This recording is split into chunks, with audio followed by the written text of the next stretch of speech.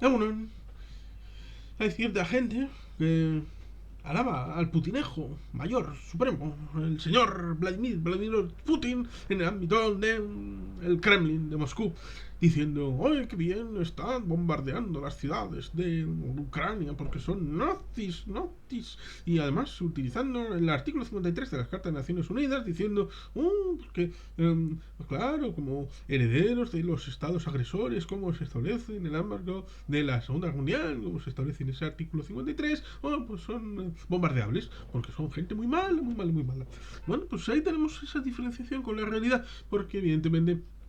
bueno, se establece y les gusta mucho porque Rusia todavía quiere seguir manteniendo su contacto con los Balcanes, a pesar de que en los Balcanes ha habido mucho fracaso de Rusia, históricamente hablando. Podemos hablar del año 1912, en donde fue incapaz Rusia de participar en el ámbito de las guerras balcánicas que se estaban sucediendo, hasta el punto de decirle a Serbia que se controle porque no podía entrar allí, lo cual ciertamente tendrá su impacto en 2 años después, cuando en 2014 no, en 2014 celebramos el centenario del inicio de la Primera Guerra Mundial. En 1914, precisamente, el ámbito del zar Nicolás II, tenemos esa situación en donde no puede refrenarse las ganas de intervenir en el ámbito balcánico para proteger, como no pudo hacerlo o no quiso hacerlo en 2012. No, 2012 también es el centenario de la guerra balcánica aquella en 1912, 1912, 1912, 1914. Curiosamente en 1912 es cuando se establece aquella reunión de la órbita de la intelectualidad en el ámbito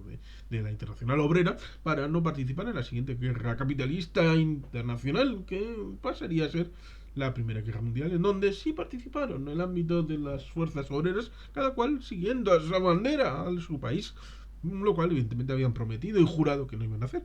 Lo cual es curioso porque las realidades acaban siendo acumulativas, porque por ejemplo el señor Alejandro III, a quien admira el señor Putin, bueno, pues era un zar que murió relativamente joven, y había visto como su padre, Alejandro II, había sufrido un atentado del hermano mayor del señor Vladimir Ilich Ulyanov, alias Lenin, y que fue cogido y fue eliminado. A partir de ahí pues tuvo el señor Lenin un odio reverencial a los Romanov, que en el año 1913 cumplían su tercer centenario al mando del país eslavo, de este, porque hay otros países eslavos, ya sea Chequia, Polonia, Eslovenia, bueno, hay más países eslavos. Vamos, se establece la idea de, el jefe de la oposición, igual es un jefe en la oposición, pero hay más oposiciones. Lo mismo que hay más países eslavos y lo mismo que tenemos esa realidad en donde la forma de liberalización que pretendía el señor Alejandro II como zar de todas las Rusias estaba ligada a la forma occidental, a semejanza de Pedro el Grande cuando estableció el balcón al Báltico en la ciudad de San Petersburgo, para tratar de emular los elementos que estaban difundiéndose por el ámbito occidental europeo. Pues ahí tenemos esa situación donde la muerte prematura a través de inducción, asesinato de el ámbito de Alejandro II, hizo que su hijo, Alejandro III, viera como unificación a todos estos elementos de la rebelión estaba hecha en función de que había ido demasiado lejos en su occidentalización y, llamémosle, liberalización o democratización del país, y por lo tanto había que echar máquinas atrás a la hora de volver a la tradición y hacer un país mucho más el estilo de la línea de los boyardos y de Iván el Terrible. Ahí es donde incardinamos a ese Alejandro III, en donde no quiere establecer el vínculo para el conocimiento de dónde y cómo se gobierna con Nicolás II, su hijo, hasta que no sea mayor de edad, dejándole el imperio de una manera harto desagradable, porque también murió joven y por lo tanto las clases que pudo darle para el gobierno fueron bien limitadas, con lo cual viene derivado precisamente de el intento de asesinato de Alejandro II, el heredero Alejandro III, dice que, uy, esto de la liberalización, el tema occidental está muy mal, precisamente, por eso nos han hecho a papá el intento de asesinato, entonces hacemos eso al hijo, y el hijo es un tonto lava que no sabe gobernar, por lo tanto su esposa, de raíz alemana, viene junto con el Rasputin a destruir con el espía Yusupov a toda la situación con la caída de los Romanov y la destrucción del imperio zarista, cosa que lamenta tanto como la caída de la Unión Soviética el señor Vladimir Vladimirovich Putin. Precisamente todas esas situaciones hicieron también mella en el ámbito yugoslavo, con la constitución primero de Yugoslavia en torno a Serbia, cosa que acabó, como sabemos, en un conflicto larvado que venía desde... Bueno, Tito se liberó a sí mismo en el ámbito de Yugoslavia en el año 43, 44, 45, cosa que hizo que impidiera que el ejército rojo de la Unión Soviética participara de todo aquello y permitió que Yugoslavia fuera un estado un poco libre, que incluso dicen que pudo haber intentado entrar en la OTAN en el ámbito de la Guerra Fría, cosa que yo no creo, pero por posible podría ser, porque tenía relaciones tanto con el este como con el oeste, un país especial, pero como después hemos visto en un vídeo que tiene 1 hora 45 minutos y es la narración del mejor texto sobre la realidad y trasfondo político, el origen político de la guerra de Yugoslavia de 1991, que está en este canal, 1 hora 45 minutos, muy recomendable. Bueno, pues ahí tenemos una situación en donde evidentemente la situación de esclerotización política derivada de una situación eslava, global e históricamente relacionada, bueno, pues llevó a unas guerras intestinas dentro del ámbito de Yugoslavia. Y ahora, el señor Putin ha dicho que cuando bombardea a Ucrania y le dicen que única y exclusivamente está tratando de destruir las infraestructuras civiles y únicamente está destruyendo el ámbito electrógeno y las capacidades de vivir, cuando en los años 90 acabó entrando la OTAN a bombardear Sarajevo y Belgrado, eso lo equipara, lo pone en el mismo plano para decir, entonces la OTAN bombardeaba única y exclusivamente para destruir la capacidad electrógena de los serbios. No, eso es entender muy mal, o de manera torticera o de manera hartamente desacomplejada, para mal, para el satanismo, lo cual es curioso porque hablaron de desnazificación y cuando se les ha agotado la retórica, ahora hablan de satanismo en el ámbito de Kiev y el señor Kirill le ha nombrado al señor Putin como el líder contra el anticristo. ¿Dónde está el anticristo? Más que en el Kremlin. Esa sería otra. Pero bueno, ahí tenemos esa situación en donde dice que, bueno, entonces la OTAN bombardeó para destruir la vida de los serbios, lo cual es curioso y paradójico porque cuando se produjo finalmente ese bombardeo en 1994, 93, 94, 95, fue para lograr lo que se logró inmediatamente. Eh, Se logró frenar la guerra y la negociación de paz, que fue en 1994 en Dayton, y el acuerdo de paz en el año 1995. Lo cual ciertamente, desde una guerra que llevaba desde mediados del año 1991, es algo que es lamentable tener que intervenir, pero que fue decisivo en el ámbito aéreo por parte de las fuerzas desde la base de Aviano, en el norte de Italia, por parte de las fuerzas occidentales. Pero precisamente la idea era parar la guerra, parar el elemento bélico intestino, en donde no eran capaces los serbios de ver que no era posible el mantenimiento imperial de una coagulación del ámbito yugoslavo desde el ámbito serbio, que era una federación o confederación donde las fuerzas políticas estaban distribuidas en el ámbito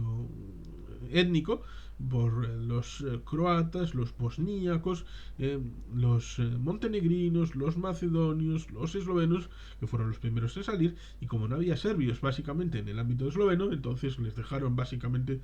cuando se vio que no era posible, porque Croacia estaba en medio, pues no fue posible llegar a reconstruir el Estado yugoslavo en el ámbito esloveno, pues los dejaron marchar porque tenían elementos más urgentes, como es el ámbito bosníaco y el ámbito croata, que en ambos casos la guerra terminó en el año 1995, como puede verse con el ámbito del presidente croata entonces, Franjo Tuđman,